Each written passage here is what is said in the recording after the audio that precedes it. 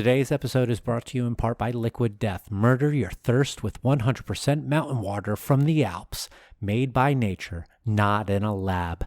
Available both still or sparkling, Liquid Death is infinitely recyclable in tall boy cans, just like beer, and never in plastic. Get a case delivered to your house today at unitedweDrink.com/liquiddeath, and you can get a free koozie pack by using the code FREEKOOZIEAF. That's FREEKOOZIEAF at checkout. Just add any Liquid Death koozie pack to your cart, use the code, buy some water, and get these sweet-ass koozies for free with your thirst-murdering water.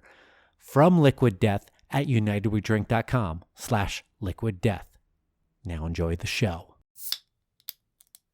The opinions and statements in this podcast do not represent those of the host's employers, co-workers, family, or imaginary friends. Now enjoy the show. Happy hour? More like amateur hour. Welcome to United We Drink.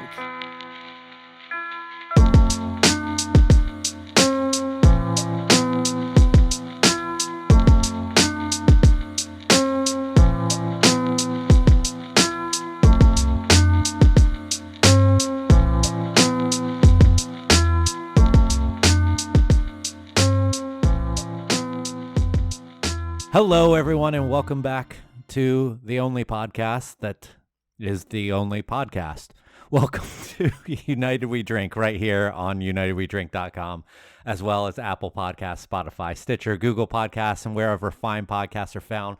My name is Mike Urevich. I didn't write a fucking opening for this week, so fucking sue me.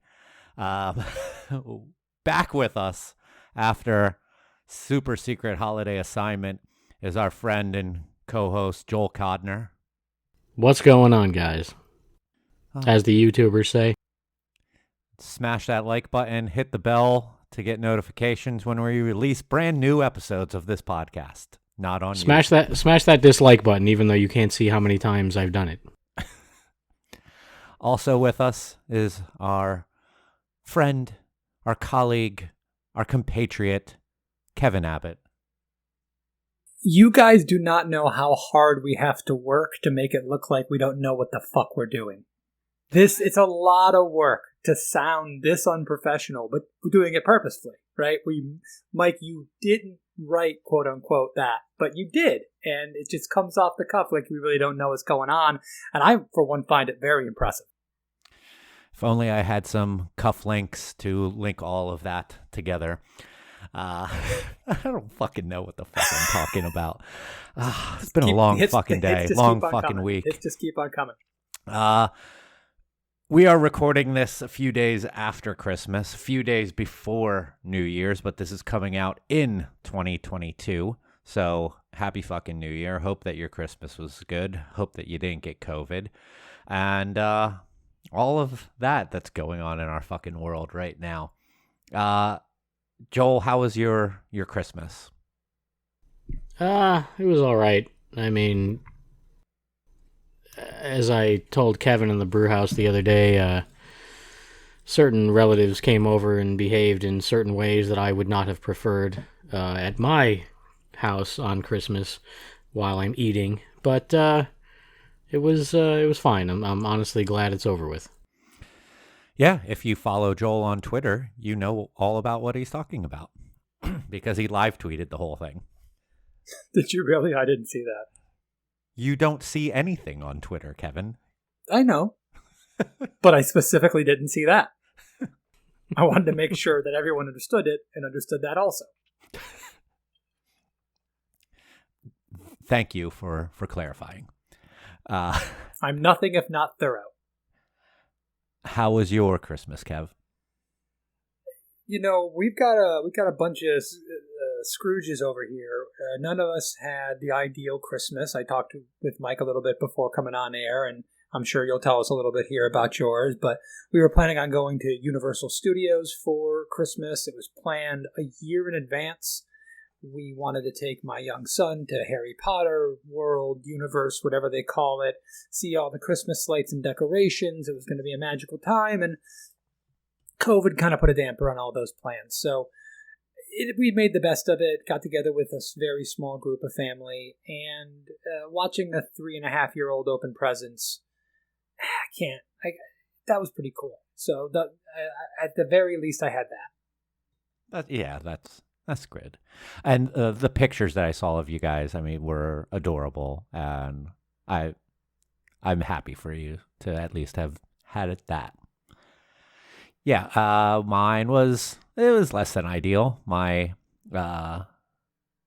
brother found out that someone at his work tested positive on Christmas Eve night, so there was no time for him to get a test to see if he was all right. And he lives with my folks, so him and my folks were unable to come to Christmas and see the boys for their first Christmas. But, Kevin, you made a good point about how this was their first Christmas, but it's not their first Christmas. Like, they don't know what's going on, and there will be a Christmas where they understand what's going on, and they'll be excited, and there will be presents to be opened, and there'll be much fun. And I look forward to that. There will be much rejoicing. Yay. So, that out of the way, and screw the new year. Years just suck anymore. Why do we celebrate them? It's just a new page of a paper calendar or a new thing on your phone telling you it's a different number. Which brings us into our first ad for BetterHelp. Do you have mental health problems? Have you been having a depressed time of year? Sorry, go ahead, Mike. But heading into 2022, we got some news the other day that was pretty big, at least from our standpoint here in Florida and Florida Beer. Cigar City announced some details about the forthcoming release of their Hunapoo's Imperial Stout, and this year going to be in 16-ounce cans. Joel, I think you have the details up there in front of you, if you wouldn't mind sharing that with everyone. Yeah, so there's not much as far as details. What we do know is that 2022 Hunapoo's Imperial Stout will be available at the brewery in cans March 12th, 2022. Marking the 12th annual release. Also, alongside a never-before-released version of Hunapoo's Imperial Stout brewed with blackberries, which is really interesting. I don't know if they've ever done that with fruit before. I know there's been, like coffee and barrel-aged and things like that, if I recall correctly. But looks like it's going to be a lottery through the Osner platform. Kevin, I know you're pretty familiar with that. Don't we do something? I know Odd Breed does. Yep, we're both Barrel of Monks and Odd Breed are on Osner, correct. Yeah, so it looks like, it says here on their site, beer lovers lucky enough to win lottery access to these beers will begin picking up their can allotments at the brewery March 12th and can celebrate the release by enjoying rare variants of Hunapoo on draft. Vintage bottles of the sought-after beer and Hunapoo Day 2022 merchandise will also be available at the Spruce Street Taproom. It said more details on the lottery and the whole release at the taproom will be available soon. I'm excited about that. I don't know about you guys. I mean, I know it's been a long time since any of us went up there for the release. It has blossomed into this massive, arena event. I think, what is it, Raymond James Stadium where the Bucks play?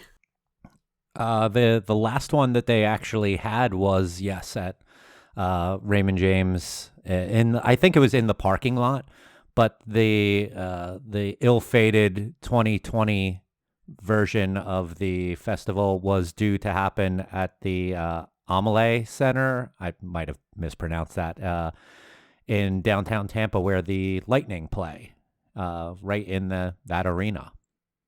Yeah, I mean, normally it's this big festival, tons of guest breweries. Obviously, the pandemic has fucked all that up, so it looks like it's just going to be a much more quieter version. I haven't looked at the social media post. I believe I first saw it on Instagram. I could be wrong, but I think I might have been one of the only people to say something positive. Really? The fucking nerds are really mad that it's not going to be another running. What do they call it? Running of the cargo shorts this year.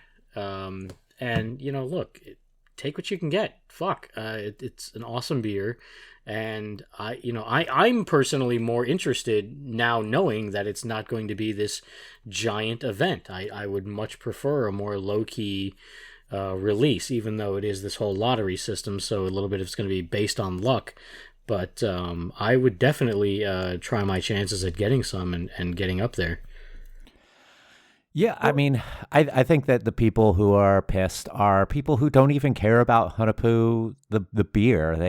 They're going to try beers from other breweries who are there, the hyped up breweries that are there pouring, and they don't really even care about Hunapoos other than what they might be able to get in a trade.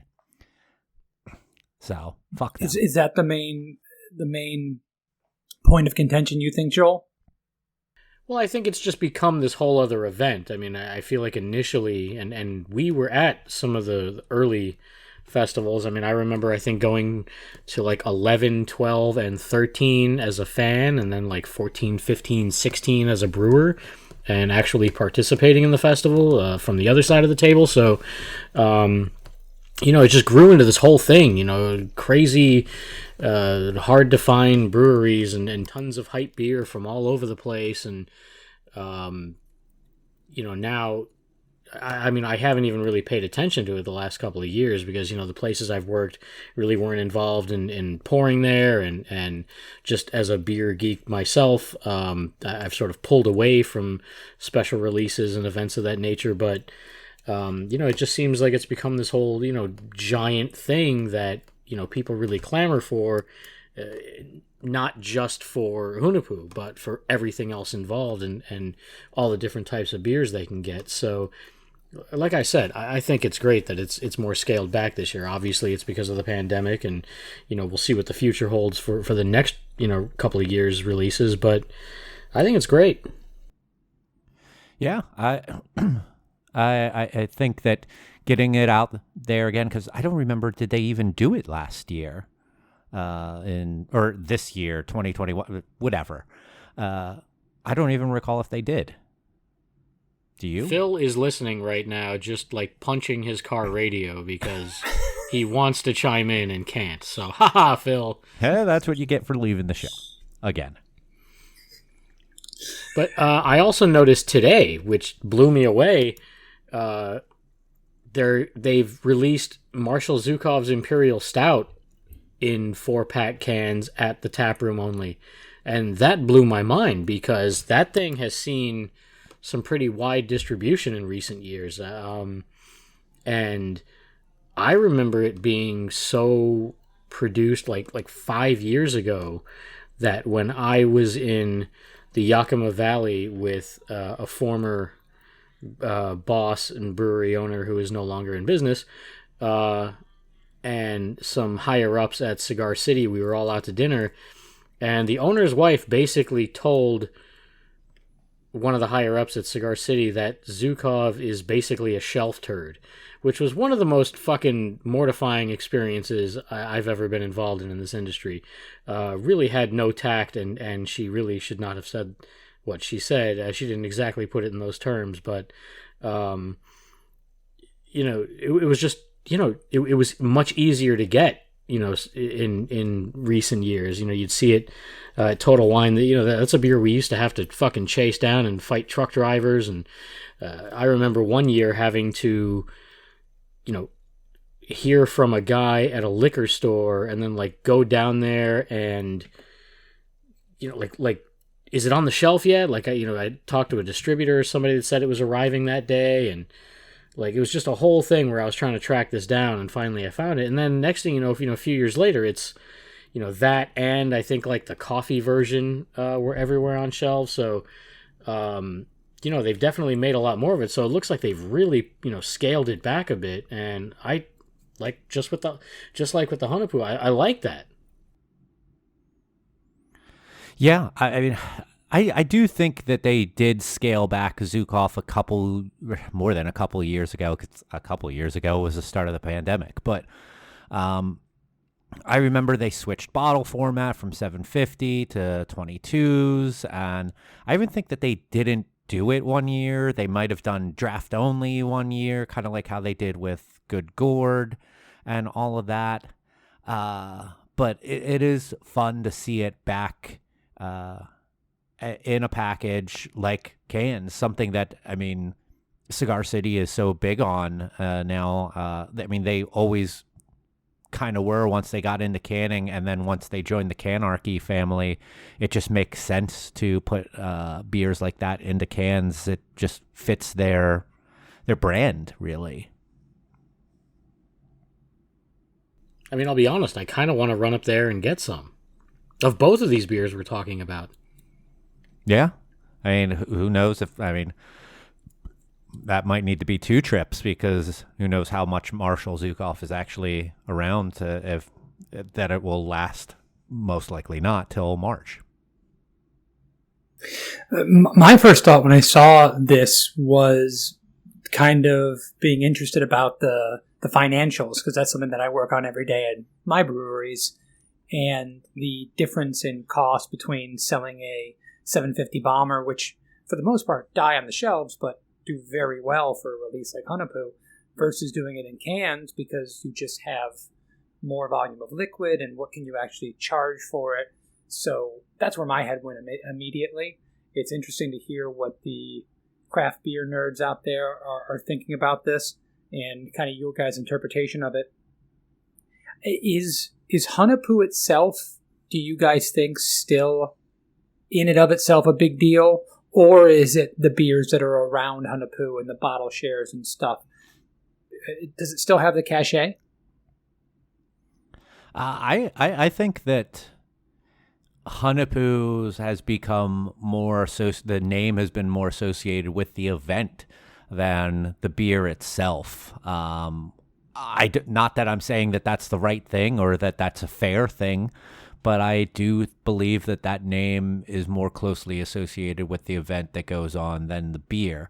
Now, over the years, Cigar City has also made a point of doing a lot of like Hunapoo's variations that are not even named Hunapoo, but they give a different type of Mayan-influenced name that is kind of Hunapoo base, but with different ingredients into it. Like Joel was saying, that they're doing one with blackberries in it this year, and they were doing other types, ones that didn't have chili peppers but had like more chocolate or coffee and things like that, barrel aged variants, to probably try to keep some of the thought about the beer, but whether you like it or not, I do have to say that I think that it is more about the fest that happened than the beer. If that makes the beer a little easier for someone like myself who doesn't live in Tampa, be able to maybe get some, I'd be all for that. I mean, I agree a little bit with Mike. I think that if anyone has the perception that this beer has lost any, of its mojo or anything like that, I don't think it has anything to do with the beer and everything to do with just total oversaturation. I mean, it feels like every other day, not even every other day, every day I'm seeing breweries of all shapes and sizes selling beers just like this, and probably nowhere near the caliber, but it's like this joke I kind of constantly make where it's like, why have an extreme beer fest when you can just go to any fucking local tap room now? Everyone's making wild shit. I just think it's just such oversaturation that, there's so much fucking beer. There's too much. So, I still think it's a great event. I think it's a great beer. It's not, when it was a huge event and it was like hundreds of dollars just to get in, and you get like 4 bottles or whatever the package deal was, I mean, that was a bit much for me, just because we used to back in the day just go get one. You could just go and get one, and it was even like optional. You didn't have to get any if you didn't want to. So, I like that it's pulled back the way it is now, but I'm fucking rambling here because I'm so like anxiety focused on watching the fucking noise on my little Audacity thing here, but no, I just think that shit starts getting lost in the shuffle. You know what I mean? Yeah, that's just my perception. That I could be way off base here, but I'm not too deep into the beer geekdom anymore. But I think Mike's kind of right. Some of the responses I saw were like, "What? No festival?" Like all that shit. Like, it seems like people had sort of come to expect a bit more from the annual release than what they're going to get this year, and I think they should be understanding. I mean, it's a huge fucking endeavor that may not. It seems like nobody in any industry knows what to do with all these fucking. You talk about Hunapu variants. These fucking coronavirus has more variants at this point. So people are freaking out, and travel is a fucking shit show, and I think this is the right move. Yeah, I'm sure Kevin had something to say, but I just wanted to real quick jump in that who knows, maybe the venues that they looked at were requiring them to have like super mad insurance because of stuff like COVID going on and deposits and all of that. And they're like, nah, we're not going to even deal with that. And then, because I'm sure they looked into stuff like that way before Omicron came out and was a thing. But, good on them for being safe and doing things like this.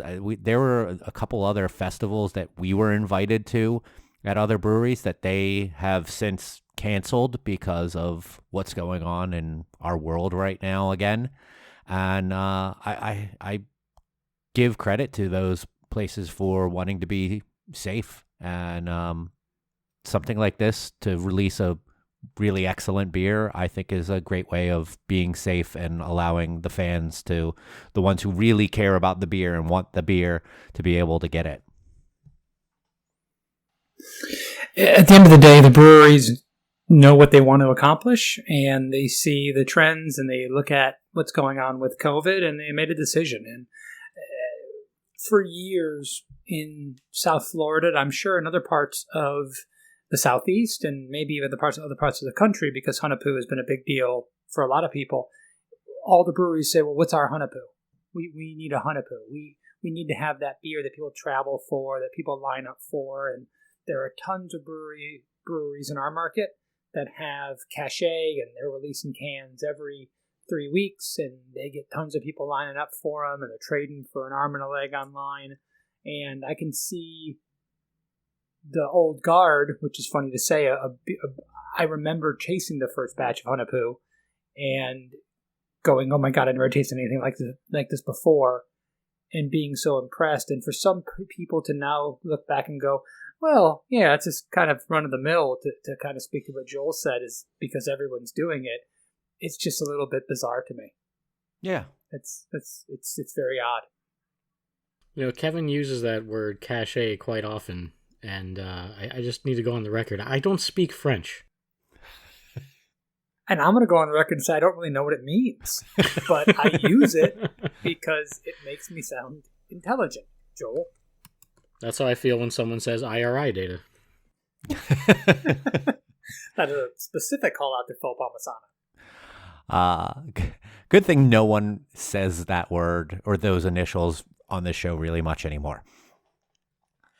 I also feel when you say cachet that you are combining accidentally the word cash and sachet, and just coming up with your own word. You caught me.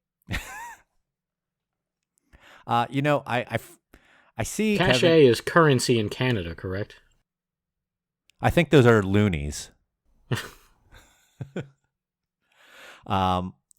I see Kevin drinking something from a nice-looking glass there, and I realize never asked anyone what they're drinking tonight. So, Kev, what are you having? You did have some whiskey. I've got two things in front of me, because I always do, because I always come prepared. I am drinking an Odd Breed Wild Ale's Relatable Relic Flanders Style Sour Ale. And that's my beer, and I've got just a little cheap bourbon, fake old-fashioned that I whipped up. What cheap bourbon? Elijah Craig.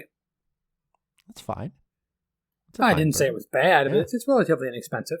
Yeah. I hear Odd Breed has quite the sour program going there. Is that what they do? That explains so much. I heard they're experimenting a little. Joel, what about you? I'm drinking a 2021 vintage Polar Lime Seltzer. Ah, how's that tasting? Is it better than the early 2021? I prefer last year's batch. Ah, okay. A little more tanniny. It's just missing something. Probably bubbles. Very hollow on the mid palate. That's what I found out. Mike, what are you drinking? I'm having a Captain Jack Pilsner from the old Mecklenburg Brewery that I got from a friend of the show, Ryan. He's over on Twitter at RYNRRCK. I'm going to say it's Ryanrick. He came by Copper Point visiting from North Carolina and dropped off some North Carolina love for me. A few beers from Old Mecklenburg, a beer from Noda, and a beer from Highwire. Everything has been excellent from that pack. Thanks so much, man. And I hope that you enjoyed your time. I think he visited Barrel of Monks as well, Joel. He did, and I gotta say thanks as well. I think he hooked us up with like the identical 6-pack from what you said there. So, yeah, thank you so much, man. Really, really great stuff. Yeah, this Pilsner is fantastic. The alt beer from OMB was excellent as well. I can't think of the last time I had an alt beer. So, what would I rate those beers? Because that's what we're going to talk about today. Fuck you guys. Shaking your heads. We kind of alluded to this on the last episode with Kevin and I, that about ratings. We've never really talked about the ratings websites like Untappd and Beer Advocate and Rate Beer and how they are portrayed by fans, brewers alike.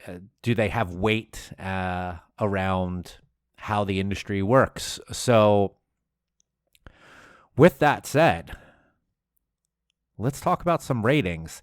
Kevin, I'm going to start with you because you were working at Funky Buddha in the very early days in the lounge when the ratings sites like Rate Beer and Beer Advocate, this was pre-Untappd, really helped put you guys on the map at the time by getting beers in the hands of people who were raters on those sites, and then got noticed by the Beer Advocate upper echelon, and things kind of took off. So, like, how much did beer rating websites have as an impact, and do you think still have as an impact? I do not have the luxury of working at a brewery that is a ratings darling at this point. Well, that's not true.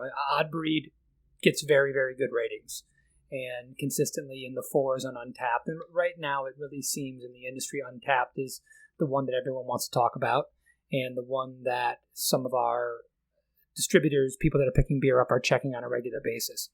But at that point in time, I think it's fair to say it built the brewery. I think it's fair to say that without those ratings and those people in search of and looking for those beers because they were the highest rated porter, the highest rated brown ale on a site like Beer Advocate or Rate Beer, is what took a tiny one-barrel brewery doing wild experimental culinary kind of beers and made it something that could grow into the behemoth that it became. And it's really interesting, and we've seen this with many breweries in our neck of the woods who have grown off of the ratings culture, the severe embedded beer geek culture that can kind of use these as trade bait. There was somebody who once told a partner of mine that his beers did not trade for shit, even though the ratings were good. They didn't trade for shit, so the beers didn't matter because beer essentially was a commodity. And it was only a commodity because not because you enjoyed it, not because you wanted to drink it. It was a commodity because you could get your hands on it and you could flip it for money or other rare beers. And I think that if we're not talking to 100% of the people on our podcast, the people in the industry, I think people would be shocked by that. I think people in the outside of the beer world would go, wait, what? And that is driven 150%, because I'm good at math, by ratings. That's what it is. It's the cachet, there you go, of the beers on those platforms, on those sites, and they change periodically of what's the new flavor of the month. And it did not just build Funky Buddha, it built many other breweries in our neck of the woods and many, many other breweries worldwide. Joel, Kevin said something in there that I would like to get your opinion on, and that was how he said distributors are looking at Untappd ratings and deciding if they want to pick stuff up. I've seen this conversation happen on Twitter before with friends of ours, Second Shift and Libby over there. How weird and bizarre is it that a distributor or even an account is looking at Untappd to place orders for product with a brewery that, like for a distributor, someone who they have a contract with, who they have a relationship with that says, we buy your beer, but will maybe decide not to buy a certain beer because of ratings. Well, I think it's fucking douchey, and I think it's something that will not be sustainable. One of the joys of the early Funky Buddha days was going in there, and Kevin would be behind the bar ranting and raving about something in his surlier days, and I specifically remember him going off about ratings and how, like, there has to be, you know, I don't know what the highest, if it's 4-star or 5-star, whichever one it is, but, you know, he's like, there's got to be like a 5-star Hefeweizen out there, but is anyone actually going to rate it 5 stars because it's just a fucking Hefeweizen? You know what I mean? So there are certain beer styles or certain breweries that could be amazing, but because they don't carry any sort of hype, any sort of geeky, prestige, they're just never going to get that rating, and now their sales have to suffer for that. I think, at the end of the day, the name of the game is quality for me, and I would much rather. I mean, I'll put it to you this way: let me know the bars that are ordering based on Untappd ratings, so I can know to avoid those places. Because I've had some pretty highly rated beers that are total dog shit. Yeah, the thought of there has to be a 5-star Hefeweizen out there. There has to be a 5-star English IPA out there, but no one's going crazy about that. Why? I don't know. Flavors that are thrown into beers. It's a little strange, but yeah. Oh, okay. We lost Kevin. Yeah, he was frozen for a while. I have a great picture. We'll put that on social media of he just looks sad and depressed. Kevin has mastered the Irish goodbye in the metaverse. Would it be the meta goodbye? I don't know. I guess we're just going to continue on. Yeah, we'll just keep on talking. If he comes back, he comes back. It wouldn't be the first time that we've lost Kevin in an episode. Well, one other thing I specifically remember, and I guess it's just going to be a Phil tribute episode. We're coming Phil circle. I remember being at one of those bottle shares at Phil's old place many, many years ago. I mean, this is probably a decade now. And this was before I was even in the industry, and I had gotten a DM on Twitter from someone who fancied themselves as like a social media guru. And was like, hey, I know you're into beer. Have you seen this? And it was a link to Untappd and all that. And I was just like, I could not give less than a shit about this because it seemed like it was right at the height of social media kind of figuring out how to overshare as much as possible. Like Foursquare was super popular. And I was like, Foursquare is a great way to let everybody know you're not home and to please go rob the place. And it was just so fucking preposterous with like, oh, I'm the mayor of the shoe store at the mall because I've checked in there 4 times this week. Like, who gives a shit? I followed a guy that was the mayor of a fucking turnpike on-ramp. He would check in. I don't even know why this has a location on their service, but he would check in to, like, getting on the highway to go to work every fucking day. Like, it was ridiculous. So, to take that and sort of apply it to beer, I found kind of annoying. Eventually, I joined because I wanted a way of, tracking the beers I was drinking because I was pretty heavy into trying, new stuff constantly. So, I thought, okay, maybe a digital kind of journal of everything, or catalog would be at least interesting to look back on. But, I was never comfortable with the rating system, especially, after joining the industry. Like, I don't want to go to a friend's brewery and start, rating their beers and what they might perceive as unfavorable. And I remember the owners of our brewery getting all butthurt over customers, fucking ratings and shit like that. So, Remember Kevin told a story about an awkward moment like that when we talked about the closing. Yeah, that was one of the instances I was thinking of, and I think the best way to respond to negative criticism is to either ignore it or improve.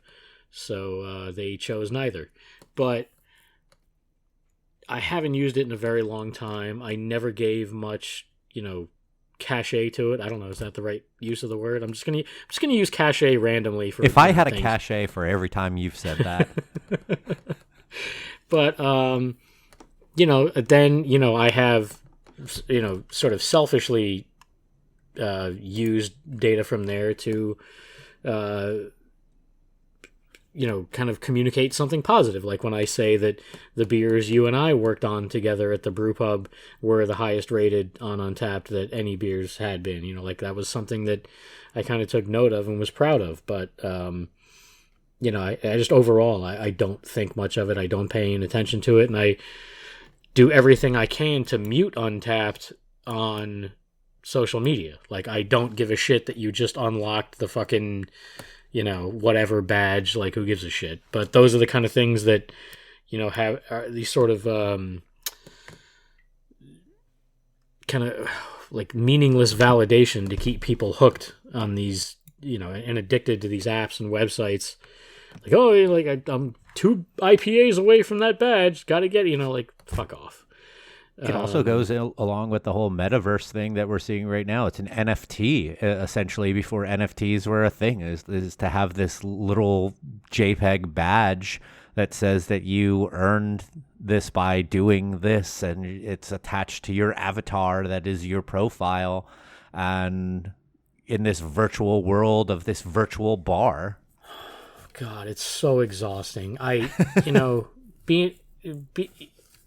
I'm like a Gen Xer, and I remember being a kid in the 80s and thinking that, robots were just the coolest shit ever, and there was, Tron and fucking the Nintendo Power Glove and like all these things. Like, we really thought the future was going to be fucking amazing, and it's just dog shit. Like, everything is just terrible, and everyone is just migrating to this digital culture that is so fucking hollow and meaningless and not real world, and I want no part of it. Leave me the fuck out of the metaverse. I wipe your ass with the NFTs. Like, this probably was going to be my last call, and it, we've gotten there a little preemptively. So, man, I just don't see where this is going. Like I've said before, I'm not much of a prognosticator, but goddamn, like, who gives a shit about any of this? I mean, it's unfortunately, I think, kind of the world that we are in, of, like you said, the overshare, and it's people's false sense of entitlement, false sense of superiority. By rating something, you believe that you're influencing that company, and that how, like, you're making or breaking it. Yelp is the same way as this, and I say this as someone who ran one for a long time. Bloggers are exactly the same way too. They just pay for their own hosting, and I enjoyed blogging when I was doing it, but after a while, especially once I was in the industry, like, rating beers just didn't seem ethical really anymore. And I remember having a conversation on Twitter with someone, I feel like a year or two ago, who works at a brewery, and he was talking about how the head brewer or some brewer or an owner was mad at him for rating their own beers poorly. And I had that instance with our bosses at our first brewery, and that was when I was still kind of into rating stuff on Untappd. And at first I was like, what's the big fucking deal? But I understood it after a while, and also over time I just felt like rating stuff was kind of dumb to my personal preference. And you can rate something by just not giving them your business or not giving them your business. You don't have to go online and tick bottle caps or stars and then write some snarky review to show whether you liked or didn't like a place. If you liked the place, you'll go back and you'll spend money there again. If you didn't like the place, you're not going to do that. You can tell your friends, you always will, about your good times and your bad times at places. And that's why they say, having a bad time, you'll tell like 10 times more people than you will about a good time. That stuff is tried and true because it's been happening way before the internet was a thing. But now we all feel like we have this voice that needs to be listened to by other people, that other people want to listen to our voices. Listen to me fucking telling that on a podcast. But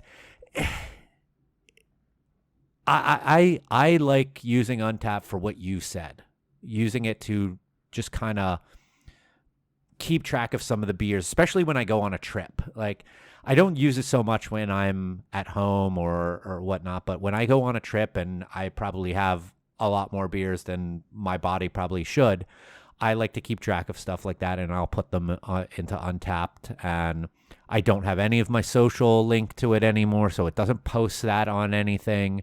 I don't rate anything, but it's a great journaling tool for people who just want to keep track of stuff like that. And if like ratings and reviews were privatized on that to just the user, I think it would be a more enjoyable experience. But the fact that a person can just be like, don't like IPAs, 1 star, and then that brewer gets all upset, and then they get into a flame war with that person in the comments. It's counterintuitive. It's a waste of fucking time for everyone involved. And yeah, I think you make a great point there that I think it definitely should, if you're going to have this rating system, leave the fucking comments out, okay? Because people are morons and they're going to say a bunch of stupid shit and a lot of self-contradictory things. And,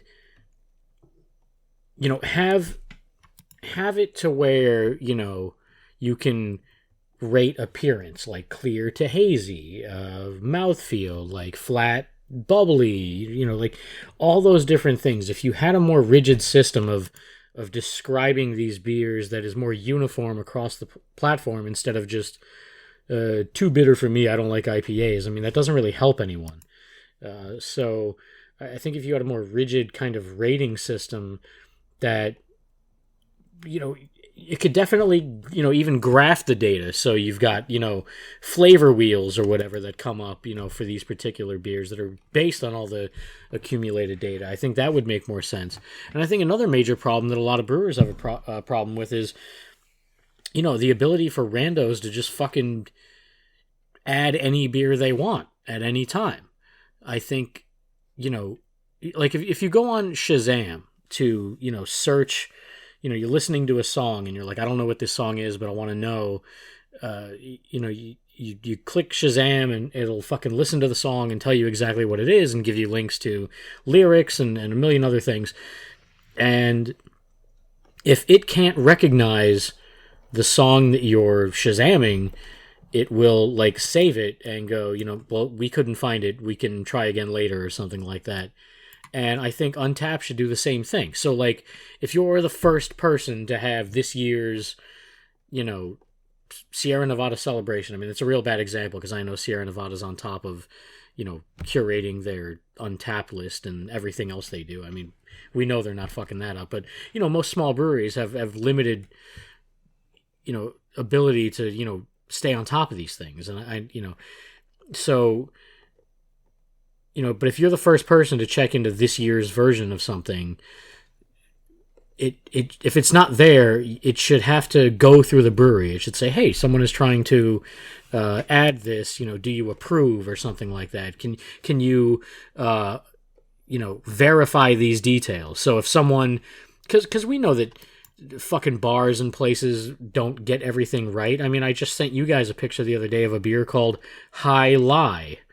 Some fucking breakfast joint that has beer, misspelled High Lie. So, someone who doesn't know shit but is, on Untappd for whatever reason, could very well just check in, and add High Lie, even though that beer has been on Untappd for years. Yeah. So, I think there needs to be a more thorough system of adding and checking into these things that might not be on there yet.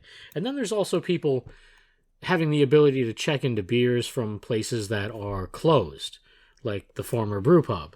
I mean, I don't remember when the last time someone checked in, but believe me, people checked into fucking beers long after that place closed. And some of those beers were just an absolute physical impossibility. There was no way that you had that beer. You just couldn't have. There's no way. It was either gone or whatever. There was just no way anyone had that beer, but for some reason Untappd allows it. So the app is a little too flexible in its capabilities for adding things and so to me the data is really skewed, in a lot of cases. When we were at our first brewery, I managed our Untappd, and I don't know how often I had to merge entries because someone went and made espresso porter, like with an X in it. And I'm like, fucking Christ. But also we got check-ins on beers that weren't ours. And like, I've absolutely, AB makes this malt liquor called Hurricane. It's like a 20-ounce can, and it says on it Category 5, but it's not called Category 5. And we got people checking in, posting a picture of that, do South Cat 5. And it was like, I would comment, I go, hey, just to let you know, that's not our beer, and you checked in on it. And they're like, oh, sorry, but they keep it up. They're like, can you take it down? No.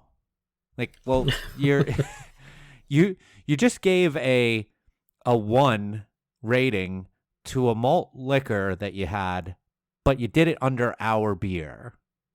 Do you not catch that? And it's just, it's frustrating as fuck. And I know there are things like Yelp and some of these other things that, go toward food places and other establishments, but you don't see people, quote unquote, checking into a fucking hamburger or, a wedge salad at some fucking jerk off bistro. So I just think the whole thing is silly at the end of the day. Yeah.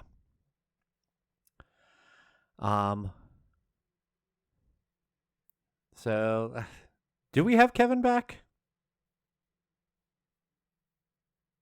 No, we don't have Kevin back. Okay. All right. So this is Kevin's way of subtly quitting the show. He's just going to quit earlier and earlier and earlier into the episodes until he's going to stop just showing gone. up. He's going to ghost the show. Yeah, so I unfortunately don't think that sites like this are going to go anywhere, because people get a kick out of believing that they have the power over deciding if something is good or bad and something should be around or not around, against all their better judgments. Like the people who will keep on rating things that they don't like and keep on having, like, I'm glad that people want to keep on trying things that they traditionally don't like and see if maybe they'll find something. But to be like, nope, I fucking hate bitter, so I'm gonna just keep on shitting all over this. 1 star, 1 star, because it's yeah, you shouldn't be rating things that you don't like, because that's not the way that it works. I don't understand that. Well, back in the day, I used to give these kind of questionnaires or whatever at the brew pub, because I was really trying to educate the staff, when I fucking had the support to do it. And, like, everyone got a copy of Tasting Beer. And then I would have, like, these quizzes, right? And it would be multiple choice. So, one question would be, like, what does IPA stand for? And, one of the answers might be, like, international preferred, ale or something like that. And you'd be surprised how many fucking dolts circled that. But I think you should have something similar in Untappd, right? So it's like, oh, you want to check in to this IPA? This, because this could help weed out the fucking I don't like IPA people who are checking into IPA. So they go to check into, they find the IPA they're looking for, but before it allows them to rate or comment, it runs them through a series of, like, quiz questions. And if they get any of them wrong, they're not allowed to comment or rate. They can just document. So it's like, oh, you don't know shit about this style of beer? Well, then you're not qualified to comment on it. I know that's a bit gatekeepery, but fuck them. Who cares? I kind of dig that. Call me an asshole. People have called me worse. People have called you worse. So yeah,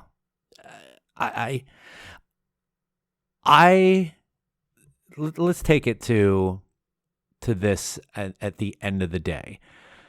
Ratings websites, I think, can be fun from a personal standpoint.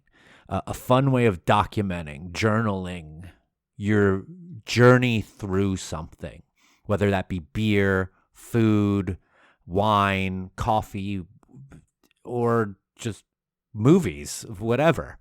But when people who are not professionals at those things start having influence over whether or not a distributor wants to buy someone's product, that's where it really starts to be weird and strange, and feel like we shouldn't be doing that in that fashion.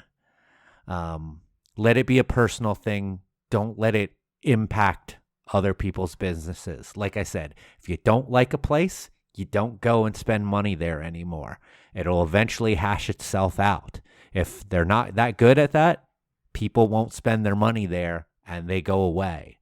If you do like them, you keep on going and spending money there. You probably tell your friends, your family, and they go and spend money there, and so on and so forth. That's just my way of looking at it. Right on. All right. So, anything else you want to talk about ratings? No, I think we covered a lot of ground here. I'd be interested to hear what the audience thinks. Hit us up. Yeah, hit us up on our Twitter account at United We Drink, and let's talk about this more and argue about it probably a little bit, because that's all people do on social media, or on Twitter specifically. Let's head into some last calls. Joel, to everyone listening, this is the part of the show where we give each other an unspecified amount of time to talk about whatever we want, and it is unopposed, unobjected, uninterrupted.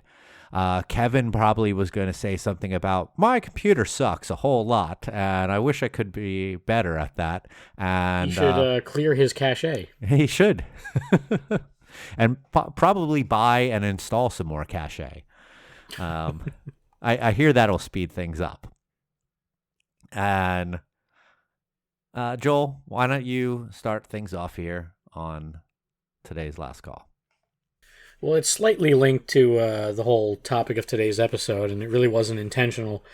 But it's a weird dichotomy, if you will, because, you know, on the one hand, I don't want to use, you know, websites, like I don't want people leaning on these rating systems and everything to, you know, make their decisions about where they're going to go and what they're going to do. But at the same time, like, I'm also done recommending shit.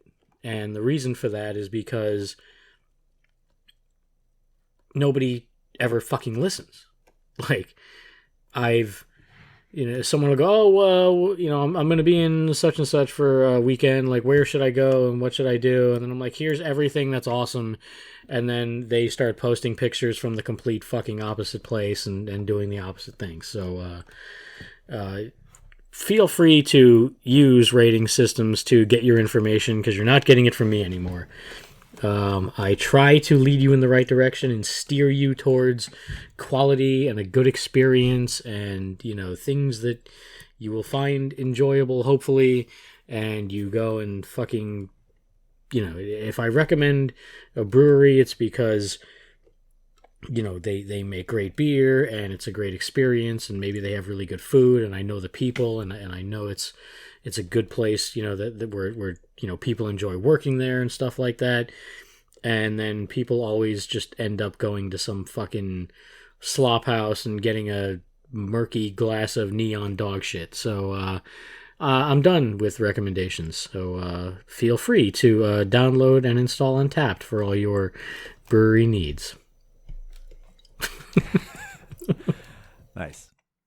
I want to highly recommend Jimmy Carr's new comedy special on Netflix called His Dark Material. I am ashamed to say that I forget about Jimmy Carr a lot, because we don't get to see him on TV here in the States very often.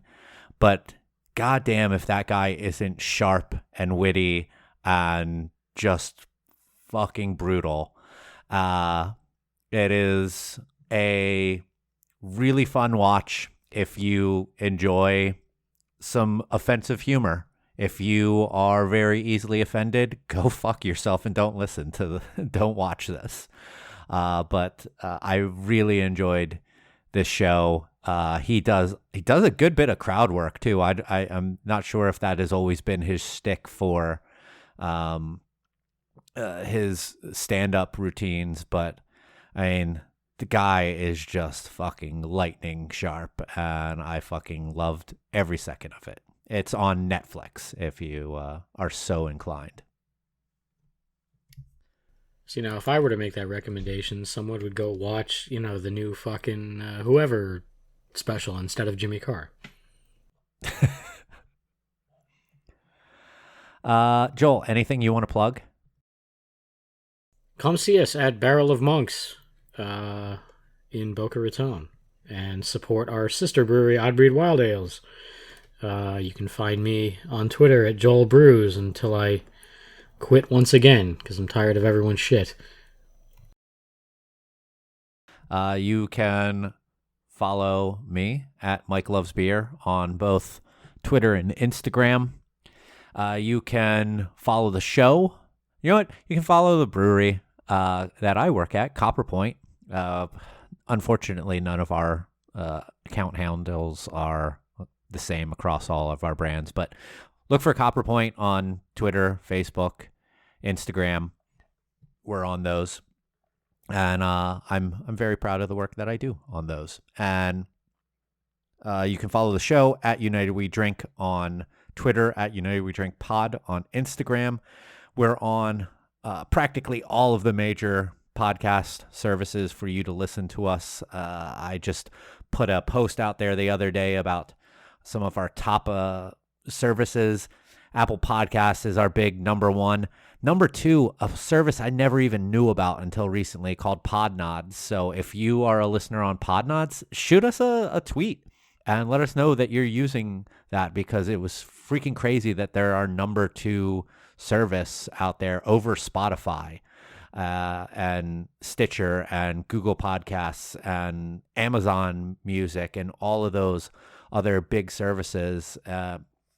Shout out to any of our listeners in India, because we apparently have a big listenership in India. I wanted to ask you about that, because do VPNs factor into that at all? Like, could we be getting some rediverted traffic? It could be, but also there is a podcast service called Gaana or Gaana. I'm not really sure on the pronunciation. Gaana, that is an Indian specific podcast service who are our like number 6 podcast service. So I got to assume that a number of those are probably legit if they're using that podcast service and not just VPNing and then using like Google or something like that. But I mean, hey, if you're an Indian listener, say hey to us. It'd be really cool to know that there are people on the other side of the world who listen to us bitch and moan about the beer industry, and tell us what the beer industry is like where you're at. It'd be really cool to know. You can support the show by checking out some of our sponsors like Liquid Death or Death Wish Coffee or the American Homebrewers Association on our website. If you go to unitedwedrink.com/sponsors, you can click on the links of those sponsors. And then if you buy something, we get a little kickback from that. So it's a nice way of helping us out with that. Everything that is on there are things that we do believe in. We're not just going to hawk stuff to you that is like MeUndies and none of us even bother wearing underwear or something like that. But that's kind of gross. But it's all stuff that we think that people who listen to our show would appreciate and enjoy. So please go check that out. Wink Wine is a great service that I've used personally in the past. I've bought Liquid Death. I talk about it on the show all the time. Death Wish Coffee, I really enjoy. So yeah, you can do that. Or you can buy a shirt, button, sticker, or something from our web store, unitedwedrink.com/store. Other than that, We hope that you had a safe holiday. You got to possibly enjoy some time with your family, friends, and loved ones. But shit's still crazy out there. Stay safe. Wear a mask. Get vaccinated. Get boosted. Just be safe as fuck. And we will catch you guys in a couple more weeks. Cheers. Cachet.